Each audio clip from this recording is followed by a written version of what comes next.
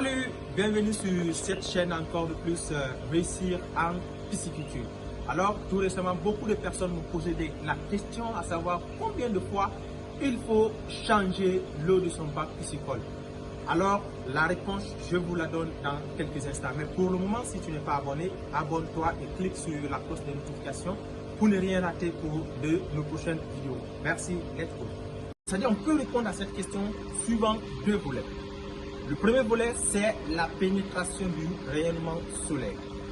Alors, tu vas te poser la question, pourquoi est-ce que le changement de l'eau est lié à la pénétration du rayonnement solaire? Je t'explique. Le rayonnement solaire favorise ici la croissance ici des algues dans le milieu aquatique. Pour ceux qui ne connaissent pas les algues ce sont des petites plantes qui se développent aussi dans l'eau. Et ces plantes, nous le savons tous, que les plantes captent le CO2 et libèrent ici l'oxygène dans le milieu.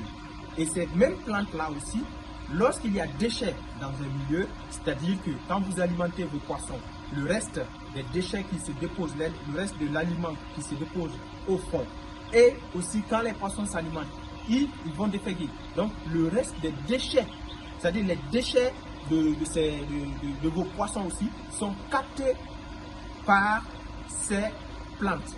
Ce qui fait que il y aura la production de l'oxygène, mais aussi il va réduire ces micro-plantes-là, vont réduire ici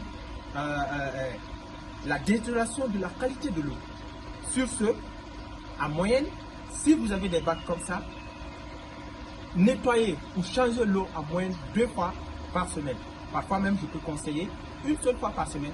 C'est bon lorsque vous ne constatez pas des anomalies. Le deuxième volet, en ce qui concerne ici le manque du rayonnement solaire. Là déjà, non seulement s'il y a le manque du rayonnement solaire, comme dans notre cas ici présentement, vous êtes obligé de nettoyer le bac ou de changer l'eau du bac fréquemment. C'est-à-dire que au moins 2 ou 3 fois par semaine. Donc c'est un peu ça. Regardez, s'il y a pénétration du rayonnement solaire 2 fois ou 1 fois par semaine, s'il n'y a pas pénétration du rayonnement solaire 2 ou 3 fois, voire même 4 fois pour maintenir ici le cap. Pourquoi ici ce changement fréquent de l'eau? Parce que les poissons ou vos poissons ont besoin de l'oxygène pour leur vie.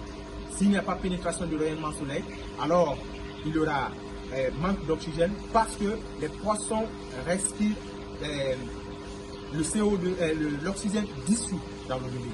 Donc s'il n'y a pas un phénomène qui peut aussi booster la présence ici de l'oxygène dans le milieu, cela va détériorer ou cela va causer des mortalités.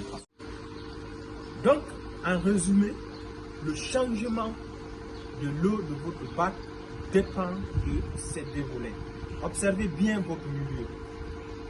S'il n'y a pas de soleil, s'il n'y a pas d'abondance de soleil, ou même s'il n'y a pas de la pénétration du rayonnement soleil, alors je vous conseille de changer l'eau fréquemment si possible. Par exemple, chez nous ici, on a des bulleurs, comme vous voyez, ce sont des oxygénateurs. On a ça ici. Mais ces oxygénateurs-là ne peuvent pas faire l'affaire totalement. Donc, on est aussi obligé à chaque fois de changer l'eau. Parce que ces oxygénateurs, ils vont produire de l'oxygène. Mais l'oxygène en lui seul ne peut pas jouer tous les rôles. C'est-à-dire, l'oxygène est produit. Mais est-ce que ces déchets-là sont éliminés dans le milieu? Non. Donc, même s'il y a production de l'oxygène, vous êtes obligé de temps en temps d'éliminer les déchets, c'est-à-dire le reste des aliments, d'autres produits aussi qui sont déversés dans votre milieu, surtout. Donc, c'est à cause de ça, il faut, s'il n'y a pas de pénétration du rayonnement solaire, pour favoriser ici à la croissance ici de ces algues, que je vais appeler ici des micro-plantes, donc il faut changer fréquemment l'eau de ton bassin.